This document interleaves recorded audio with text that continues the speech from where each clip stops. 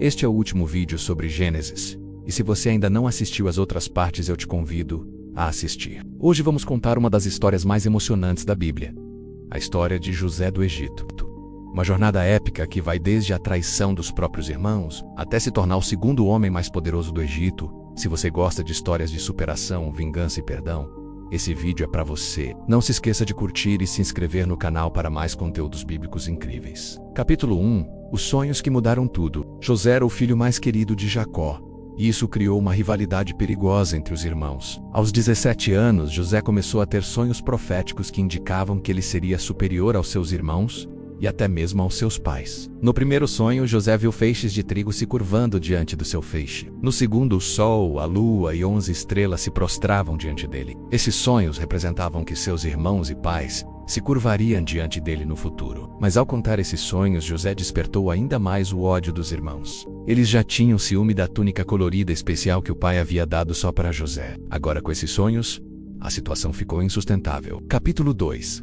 A traição que virou bênção. Um dia, Jacó enviou José para verificar como estavam seus irmãos que pastoreavam longe de casa. Quando os irmãos viram José chegando, planejaram matá-lo. Aí vem o sonhador, disseram com sarcasmo. Mas Rúben, o irmão mais velho, convenceu os outros a apenas jogarem José numa cisterna vazia. O plano era salvá-lo depois. Porém, quando Rúben se afastou, os outros irmãos venderam José como escravo para mercadores ismaelitas por apenas 20 moedas de prata. Para enganar o pai, eles mancharam a túnica de José com sangue de cabrito e disseram que uma fera havia devorado o menino. Jacó ficou devastado, achando que havia perdido seu filho querido para sempre. Capítulo 3. Da casa de Potifar à prisão. José foi levado ao Egito e vendido para Potifar, um oficial de alta posição na corte do faraó. Mesmo como escravo, José se destacou tanto que Potifar o colocou como administrador de toda a sua casa. Tudo prosperava nas mãos de José. Mas aí veio uma grande provação. A esposa de Potifar tentou seduzir José várias vezes. José sempre recusou, dizendo: "Como posso fazer tamanha maldade e pecar contra Deus?" Frustrada com as recusas, ela armou uma cilada. Certo dia acusou falsamente José de tentar violentá-la. Potifar, mesmo confiando em José, não teve escolha senão prendê-lo para proteger sua reputação. Na prisão, José mais uma vez se destacou. O carcereiro-chefe o colocou como responsável por todos os prisioneiros. Mesmo nas piores circunstâncias, a bênção de Deus estava com José. Capítulo 4. O dom de interpretar sonhos. Na prisão, José conheceu dois oficiais do faraó, o copeiro-chefe e o padeiro-chefe. Ambos tiveram sonhos perturbadores na mesma noite, e ficaram angustiados porque não conseguiam interpretá-los. José disse: "As interpretações pertencem a Deus. Contem-me os sonhos." Ele espremeu as uvas no copo do faraó. José interpretou: "Em 3 dias o faraó vai te restituir ao seu cargo." O padeiro sonhou com 3 cestos de pães na cabeça, mas as aves comiam os pães do cesto de cima. José interpretou: "Em 3 dias o faraó vai te enforcar, e as aves comerão tua carne." Tudo aconteceu exatamente como José havia interpretado. O copeiro foi restabelecido, o padeiro foi executado. José apenas pediu ao copeiro que se lembrasse dele diante do faraó. Mas o copeiro se esqueceu completamente de José por 2 anos inteiros. Capítulo 5.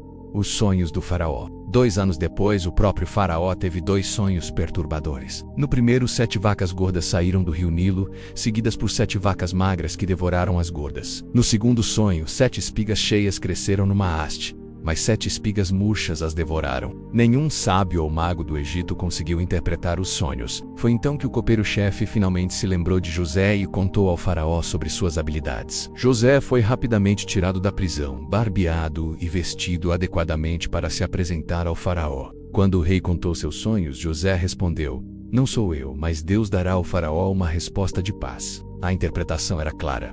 Os 2 sonhos significavam a mesma coisa. Viriam 7 anos de grande fartura no Egito, seguidos por 7 anos de fome severa, que consumiria toda a abundância anterior. Capítulo 6. De prisioneiro a governador. José não apenas interpretou os sonhos, mas também deu conselhos práticos ao faraó.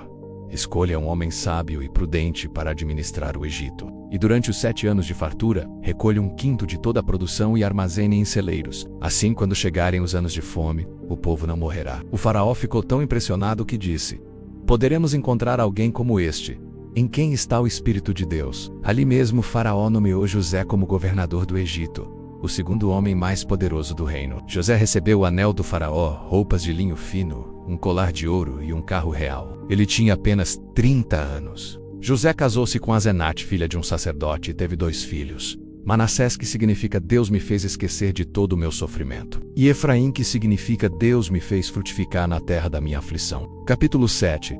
Os anos de fartura e fome. Exatamente como José havia profetizado, vieram 7 anos de abundância extraordinária no Egito. José organizou um sistema eficiente de armazenamento, recolhendo 1/5 de toda a produção em celeiros espalhados pelo país. Depois, chegaram os 7 anos de fome severa que atingiram não só o Egito, mas toda a região. A fome era tão intensa que pessoas de todos os países vinham ao Egito para comprar trigo. José havia se tornado o homem que salvou o Egito da destruição total. Graças à sabedoria de José, o Egito não apenas sobreviveu à crise, mas se tornou ainda mais rico e poderoso, pois controlava o fornecimento de alimentos para toda a região. Capítulo 8.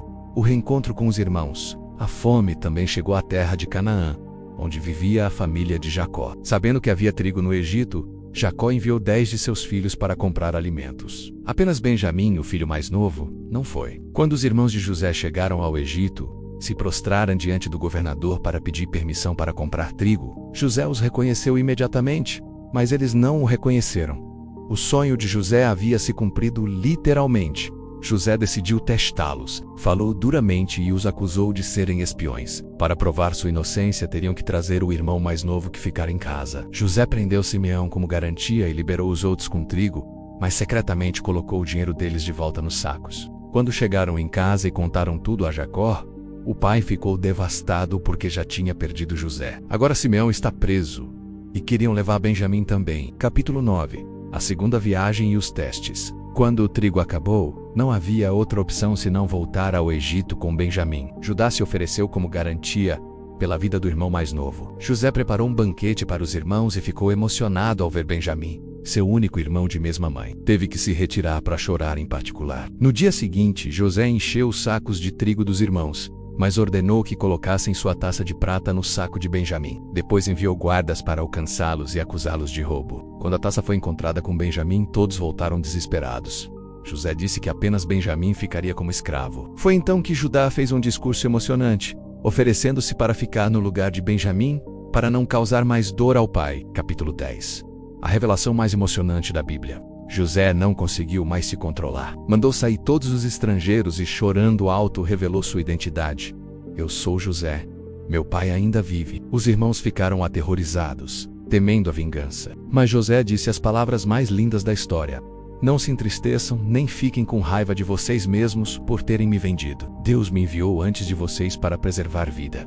Não foram vocês que me mandaram para cá, mas Deus. José abraçou Benjamim e chorou. Depois beijou todos os irmãos. A reconciliação estava completa. José havia transformado o mal que lhe fizeram em bem para muitas pessoas. Ele enviou carros e provisões para trazer toda a família para o Egito, onde poderiam viver em segurança durante os anos de fome que ainda restavam. Capítulo 11. A mudança para o Egito. Quando Jacó soube que José estava vivo e era governador do Egito, quase não acreditou. Mas ao ver os carros enviados por José, seu espírito se reanimou. Basta! José, meu filho, ainda está vivo.